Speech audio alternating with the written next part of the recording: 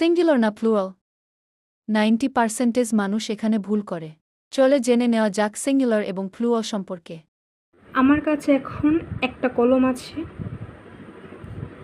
তার মানে এটা হচ্ছে সিঙ্গুলার, মানে একবচন। যখন আমি আরেকটা কলম যুক্ত করলাম, তার মানে এখন একের অধিক কলম আছে, তার মানে এখন এটা প্লুরাল, মানে বহুবচন। আর এটাই হচ্ছে আমার নাম্বার সিস্টেম, মানে বচন।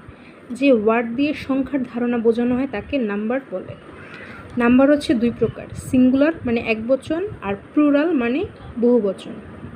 সিঙ্গুলার মানে কি? একটি বোঝালে, যেমন আমার কাছে একটা পেন আছে, তার মানে এটা সিঙ্গুলার, যেমন পেন, বুক। আবার আমার কাছে যখন দুইটা কলম আছে তখন এটা কি?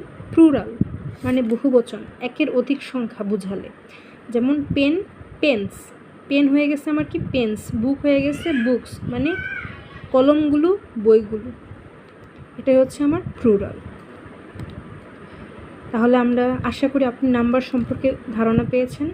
পরবর্তীতে আমরা জানব সিঙ্গুলার টু প্লুরাল নিয়ম।